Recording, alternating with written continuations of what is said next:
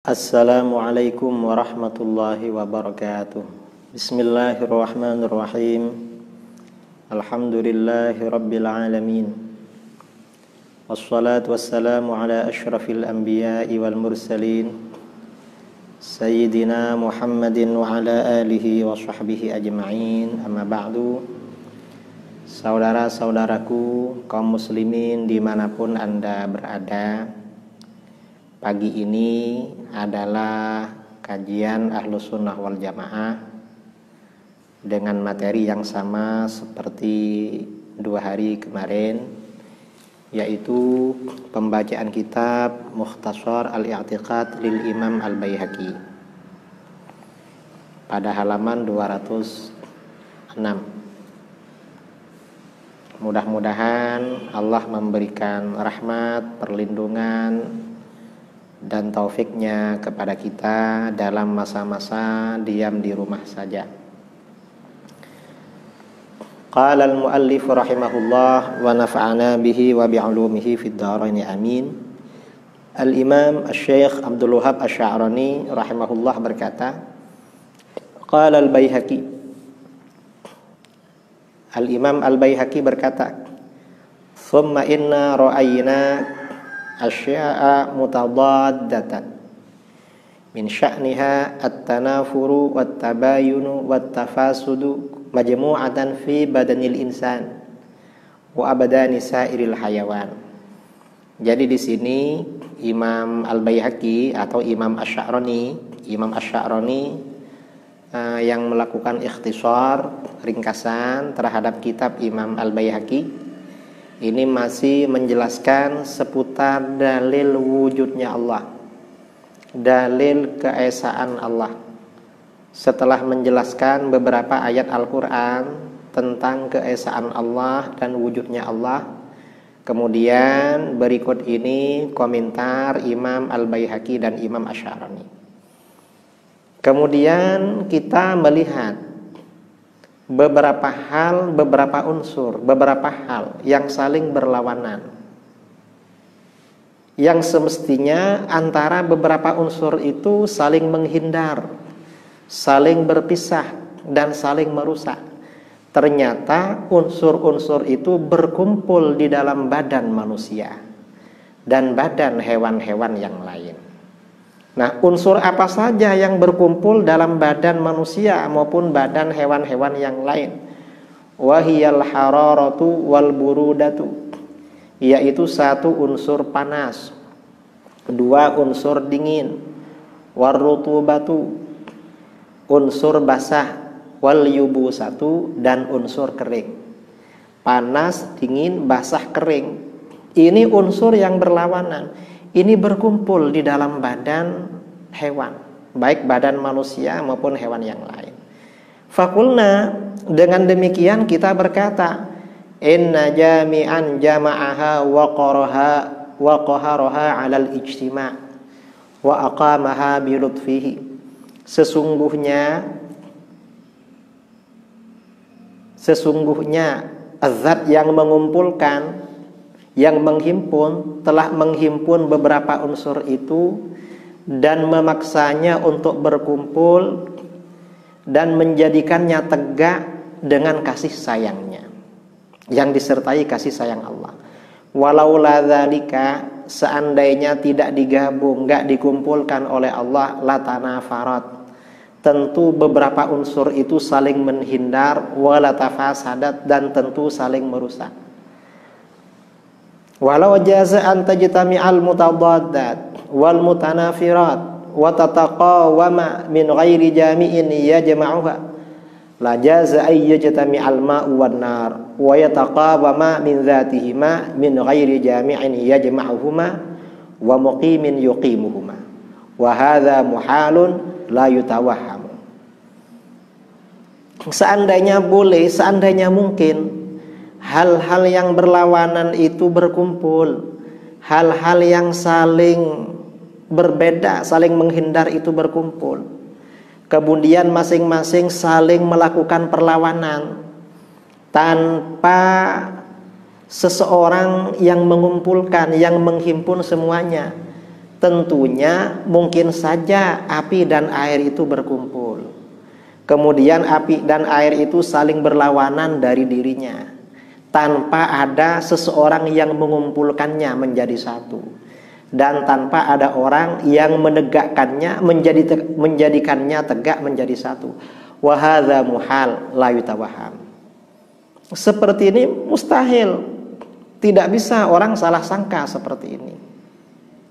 Artinya berkumpulnya sesuatu yang berlawanan menjadi satu, sesuatu yang tidak mungkin dalam teori akal, karena akan saling berlawanan. Fathabata, maka dengan demikian berarti diambil kesimpulan, diambil ketetapan, an-najtima'aha innama kana bijami'in qaharaha, bahwa sesungguhnya berkumpulnya beberapa unsur yang saling berlawanan itu sebab Tuhan yang maha mengumpulkan, yang telah memaksanya untuk berkumpul, alal ijtima' wal iltiham dan bergabung. Wa huwallahul wahidul qahhar. Siapa yang menghimpun itu? Yang menghimpun itu tiada lain adalah Allah yang Maha Esa lagi Maha Memaksa. Jadi unsur fisik manusia maupun hewan-hewan yang lain kalau diperhatikan itu terdiri dari beberapa unsur yang saling berlawanan. Coba bukan Allah, coba oleh Allah gak digabung, gak bisa gabung. Karena antara unsur yang satu dengan yang lain itu mestinya saling menghindar, saling berpisah, tapi bisa bergabung. Itu kenapa? Ini semata-mata karena Allah Subhanahu wa taala yang menghimpunnya. Waqad huqiya 'anis Syafi'i rahimahullah, dan telah diceritakan dari Imam Syafi'i rahimahullah, annahu ihtajja biqaribin min hadzal ma'na hina sa'alahu al-Marisi an dalailit tauhid fi majlisir rasyid. Telah diceritakan, diriwayatkan dari Imam Syafi'i rahimahullah bahwa Imam Asy-Syafi'i berhujjah dengan arti yang hampir seperti ini, dengan hujjah yang mendekati keterangan ini ketika beliau ditanya oleh Bishr al-Marisi tentang dalil-dalil keesaan Allah di majelis Khalifah Harun ar-Rasyid al-Abbasi. Ini artinya apa? Bergabungnya beberapa unsur yang saling berlawanan ini menunjukkan keesaan Allah, karena itu mestinya sesuatu yang tidak mungkin.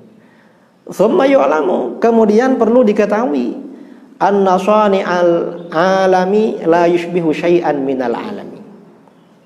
Perlu diketahui bahwa yang menciptakan alam tidak menyerupai sesuatu dari alam ini. Allah itu tidak menyerupai apapun yang ada di alam ini. Kalau di dalam bahasa ilmu tauhid dibahasakan dengan mukhalafatu lil hawadits. Allah itu berbeda, tidak sama, tidak serupa dengan apapun perkara baru, perkara yang baru, tidak sama dengan alam. Mengapa?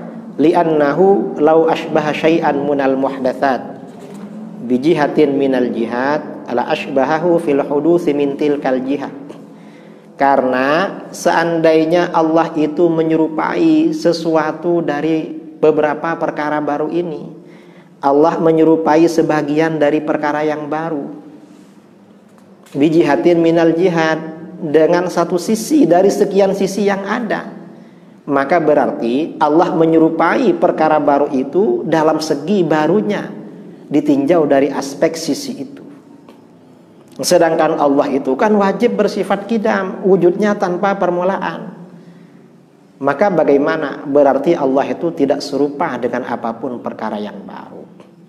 Apapun, dalam segi apapun, aspek apapun, Allah tidak serupa dengan perkara yang baru.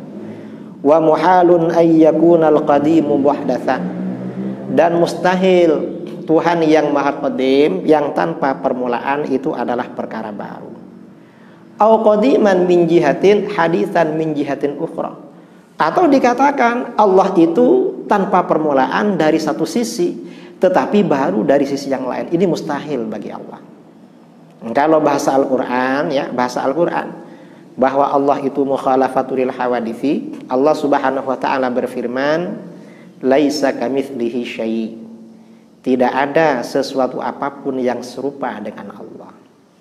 Mengapa tidak serupa dengan Allah? Seperti dikatakan Imam Baihaqi tadi, kalau Allah serupa dengan perkara baru, berarti Allah juga baru.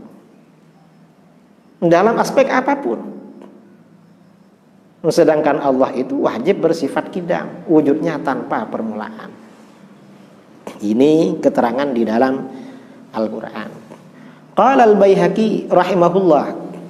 Al-Baihaqi rahimahullah berkata, wa qad salaka ba'du masyayikhina rahimanallahu wa iyyahum. Sebagian guru-guru kita telah menempuh metode. Semoga Allah memberikan rahmatnya pada kita semuanya, dan Allah memberikan rahmatnya, kasih sayangnya kepada guru-guru kita. Metode fi itsbatis shani'i wa hudutsil alami, dalam rangka menetapkan adanya yang maha pencipta dan menetapkan bahwa alam ini baru. Metodenya pakai metode apa? Sebagian guru kami, ini biasanya para ulama ahli hadis, tariqal istidlal bi muqaddimatin nubuwati wa mu'jizatir risalah, yaitu metode pengambilan dalil dengan muqaddimah kenabian, premis-premis kenabian, pengantar-pengantar kenabian, wa mu'jizatir risalah, dan mukjizat-mukjizat kerasulan. Artinya apa? Hal-hal yang menjadi bukti kenabian baginda Rasulullah Shallallahu Alaihi Wasallam, juga hal-hal yang merupakan mukjizat Rasulullah Shallallahu Alaihi Wasallam. Sebagian ulama kita itu juga menganggap itu menjadi dalil kalau Allah itu ada, dan itu menjadi dalil kalau alam ini baru, ada yang menciptakan, dan yang menciptakan adalah Allah. Mengapa? Li'anna la ilaha ma'khuzatun min tariqil hissi. Karena dalil-dalil kenabian dan dalil-dalil mukjizat itu diambil dari jalan indrawi, dari jalan indra. Liman syahadaha, bagi orang yang menyaksikan mukjizat-mukjizat, pengantar-pengantar kenabian baginda Rasulullah Shallallahu Alaihi Wasallam. Bagaimana kepribadian Rasulullah sebelum menjadi nabi, sudah ada tanda-tanda kalau akan menjadi nabi. Setelah menjadi nabi, bagaimana mukjizat-mukjizatnya. Nah, hal itu menjadi dalil bagi orang yang menyaksikan dan kemudian yang bersangkutan itu beriman. Itu yang menyaksikan. Bagi yang tidak menyaksikan, wa min tariq istifadatil khabari liman ghaba anha. Nah, dalil-dalil kenabian dan mukjizat itu juga menjadi dalil dari jalan meluapnya informasi. Informasi ini banyak sekali bagi orang yang tidak menyaksikan mukjizat itu, orang yang tidak menyaksikan secara langsung, atau orang-orang yang hidup setelah Rasulullah SAW wafat. Itu percaya kepada Rasulullah setelah melihat betapa banyak mukjizat-mukjizat yang diriwayatkan dari beliau, termasuk mukjizat Al-Quran. Karenanya para ulama ahli hadis dalam menetapkan kenabian itu biasanya pakai hadis-hadis tentang mukjizat. Imam Al-Baihaqi punya kitab berjudul Dalailun Nubuwah wa Ma'rifatu Ahwali Shahibis Syariah. Kira-kira tebalnya 7 jilid. Kemudian Imam Abu Nu'aim Al-Asbihani punya kitab Dalailun Nubuwah. Kemudian Imam As-Suyuti punya kitab Al-Khasaisul Kubra. Kemudian murid beliau Imam As-Salihi Asy-Syami punya kitab Subulul Huda war Rasyad, dan ulama-ulama yang lain. Falamma thabatatin nubuwah syarat aslan fi wujubi qabuli ma da'a ilaihi Nabi sallallahu alaihi wasallam.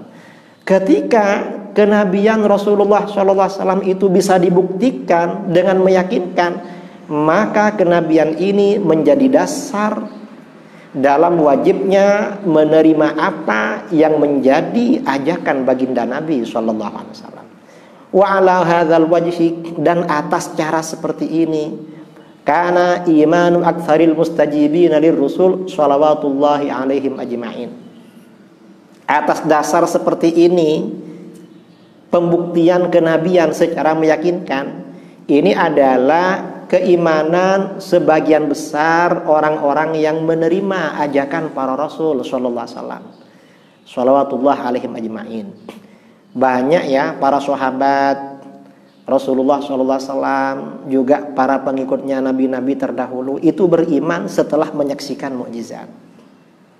Karena itu menjadi dalil tentang wujudnya Allah dan menjadi dalil bahwa alam ini perkara baru. Karenanya menjadi penting membicarakan tentang mukjizat-mukjizat Rasulullah SAW. Nah, di sini Imam Al-Baihaqi memberikan contoh. Warawa Ahmad wa Ibnu Khuzaimah fi sahihihi bi sanadin sahih. Imam Ahmad dan Ibnu Khuzaimah meriwayatkan di dalam sahihnya dengan sanad sahih. An Ummi Salamah radhiyallahu anha.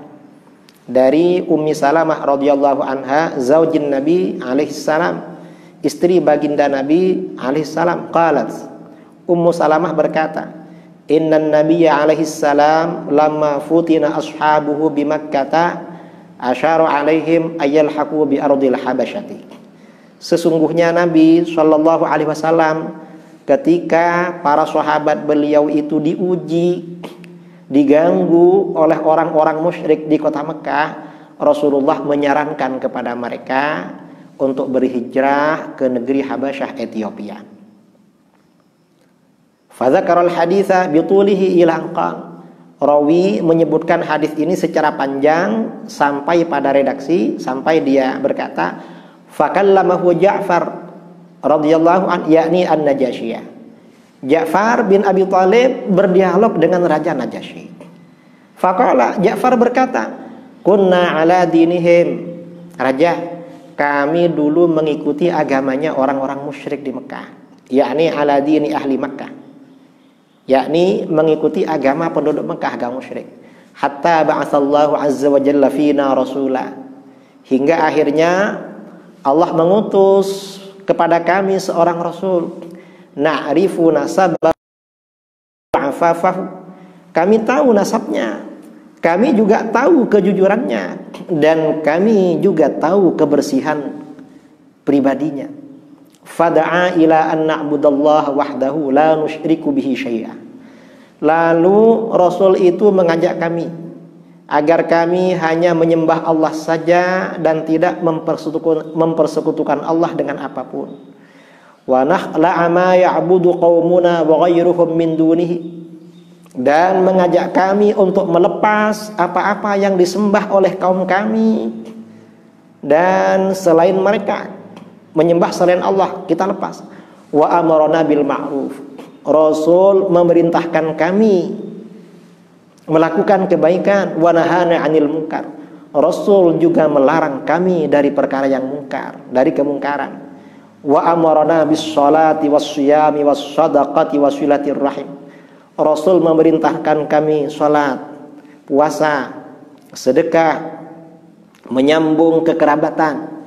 Wa kulli ma yu'rafu minal akhlaq al hasanah, dan semua hal yang dikenal dari akhlak-akhlak yang baik, budi pekerti yang baik.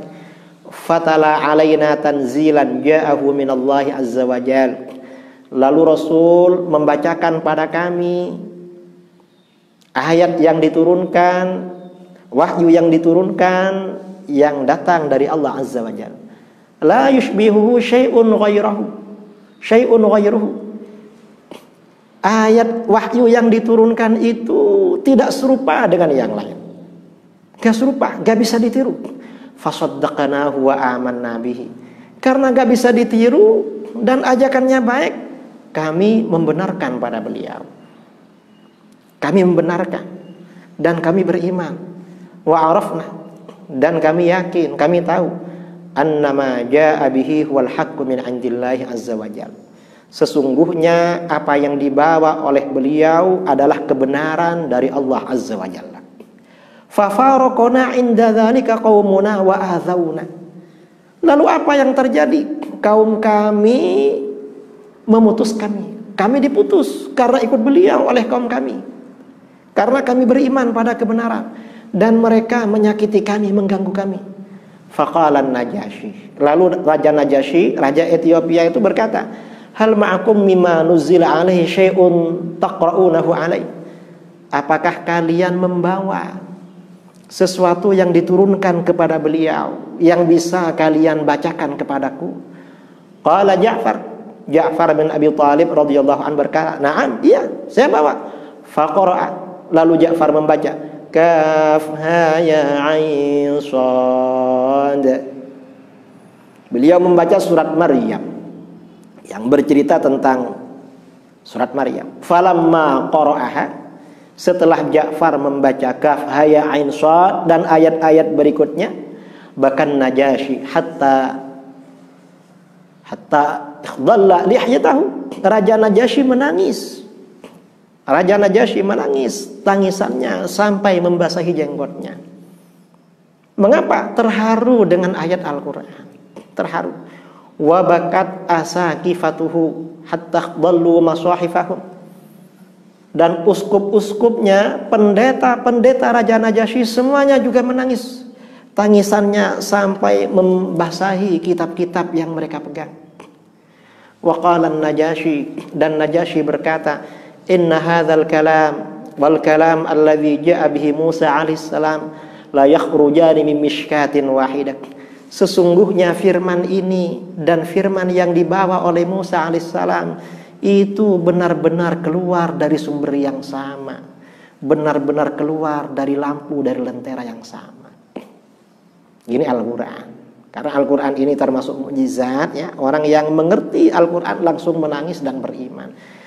Raja Najasyi ini beriman setelah mendengar informasi kepribadian baginda Rasulullah SAW. Lalu ajaran-ajaran yang menjadi ajakan beliau. Kemudian beliau mendengar ayat Al-Quran yang dibacakan oleh Ja'far. Karenanya saudara-saudara kaum muslimin, ini penting kita ini menceritakan tentang latar belakang baginda Rasulullah SAW. Bagaimana masa kecil Rasulullah. Ketika kecil, masih kecil, beliau ini orangnya ganteng, tidak merepotkan orang. Ini penting. Karena itu termasuk dalailun nubuwah, muqaddimatun nubuwah atau dalailun nubuwah, bukti-bukti bahwa beliau akan menjadi nabi.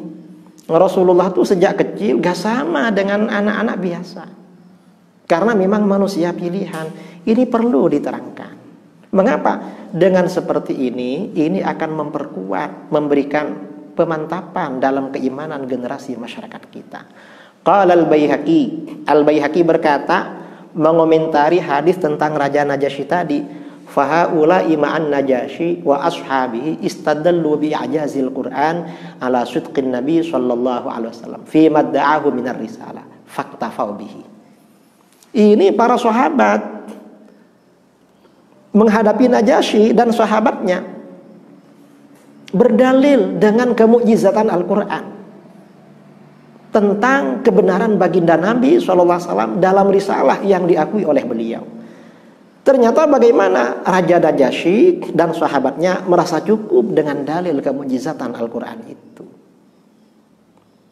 Wa amanu bihi wa bima ja'a bihi min indillah, dan mereka kemudian beriman kepada Nabi SAW dan beriman pada apa yang dibawanya dari Allah. Fakana fima ja'a bihi isbatus sani'i wa hudutsul alam. Sementara di antara yang dibawa oleh Nabi di dalam wahyunya adalah penetapan tentang adanya yang maha pencipta dan penetapan bukti bahwa alam ini benar-benar perkara yang baru. Kemudian di sini waqad talabahu ba'du man lam yaqif ala mu'jizatihi bi ayyuriyahu ma yadullu ala sidqihi.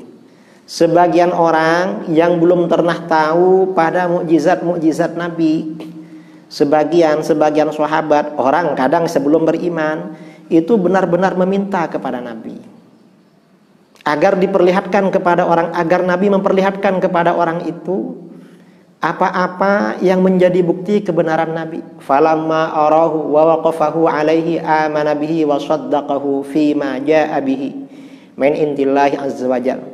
Maka ketika Nabi memperlihatkan kepada orang itu, memberitahukan kepada orang itu, melihat sendiri apa yang menjadi bukti kebenarannya sebagai Nabi, orang itu pun kemudian beriman dan percaya membenarkan apa yang dibawa oleh Nabi dari Allah Azza wa Jalla. Di sini dicontohkan farwal Baihaqi wa ghairuhu. Imam Al-Baihaqi dan lain-lainnya meriwayatkan an Ibnu Abbas radhiyallahu anhuma. Dari Ibnu Abbas radhiyallahu anhuma. Ibnu Abbas berkata, "Ja'a A'rabiyyun ila Nabi alaihi salam faqala." Seorang laki-laki A'rabi datang kepada Nabi sallallahu alaihi wasallam, lalu laki-laki itu berkata, "Bima a'rifu annaka Rasulullah?" Dengan apa aku ini tahu bahwa engkau Rasulullah?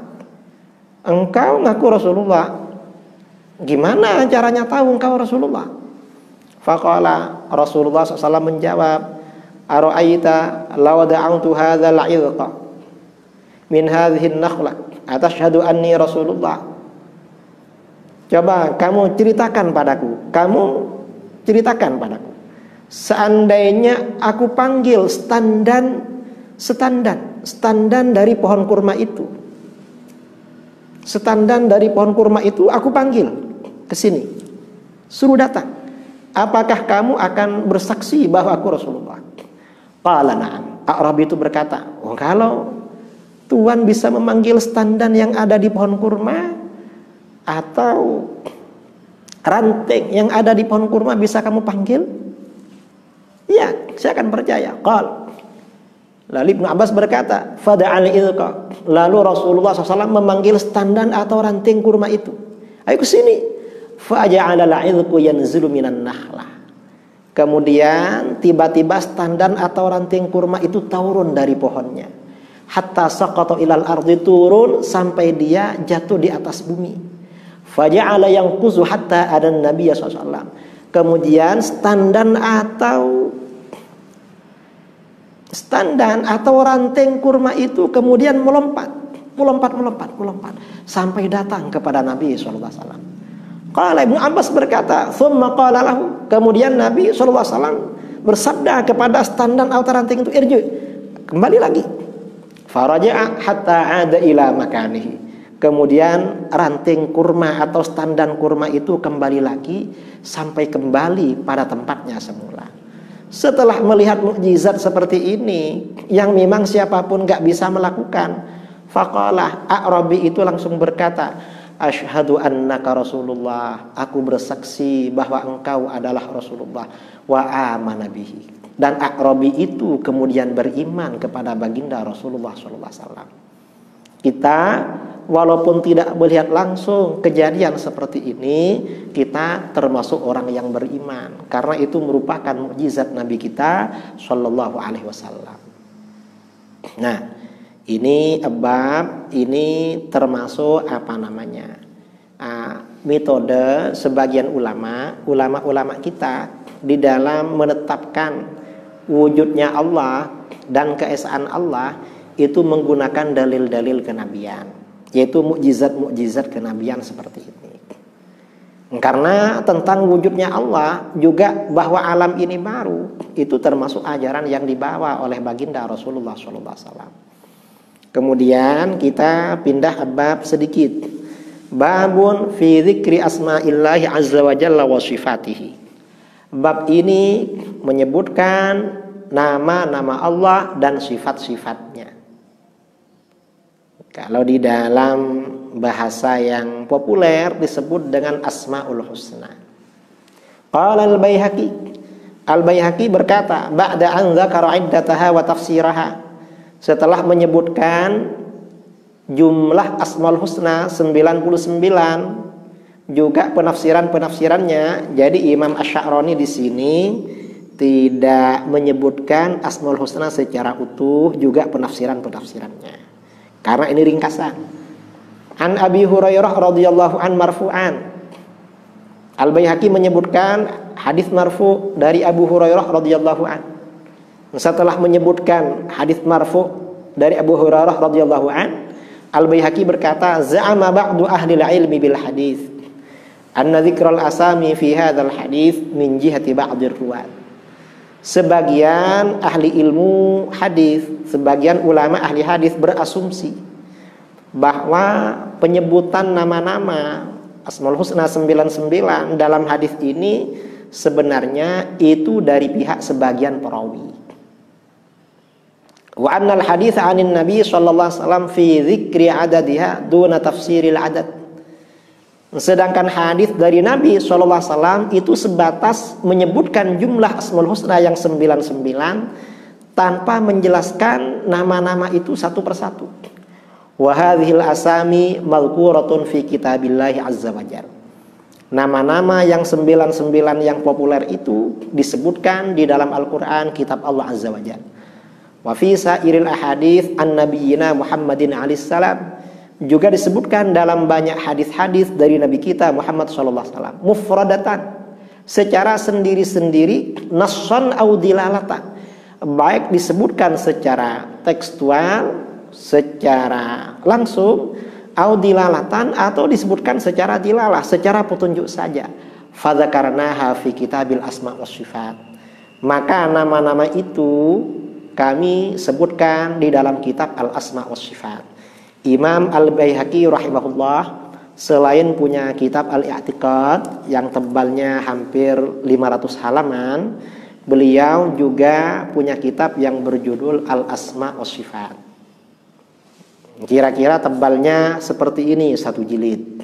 Al-Asma wa Sifat tebalnya 1 jilid, dan ini kawan-kawan Ahlus Sunnah wal Jamaah yang bisa berbahasa Arab ada baiknya memiliki kitab-kitab Imam Al-Baihaqi, termasuk kitab Al-I'tiqad, kitab Al-Asma was Sifat, kitab Al-Ba'ts wan Nusyur, kitab Al-Qada wal Qadar, kemudian kitab-kitab yang lain. Mengapa Imam Al-Baihaqi ini di dalam kitab-kitabnya menguraikan akidah Ahlus Sunnah wal Jamaah dengan metode naqli, metode ahli hadis. Sekian pelajaran pagi ini, mudah-mudahan bermanfaat. Saudara-saudaraku yang hari ini kebetulan tinggal di rumah karena tidak ada keperluan keluar, mudah-mudahan senantiasa dalam perlindungan Allah, dicukupkan apa yang menjadi kebutuhannya, mendapatkan pahala yang melimpah dari Allah azza wa jalla. Wallahu a'lam bissawab. Wa sallallahu ala sayyidina Muhammadin nabiyil ummi wa ala alihi wa sahbihi barak wa sallam tasliman katsira. Dari saya, subhanakallahumma bihamdik asyhadu an la ilaha illa anta astaghfiruka wa atubu ilaik. Assalamualaikum warahmatullahi wabarakatuh.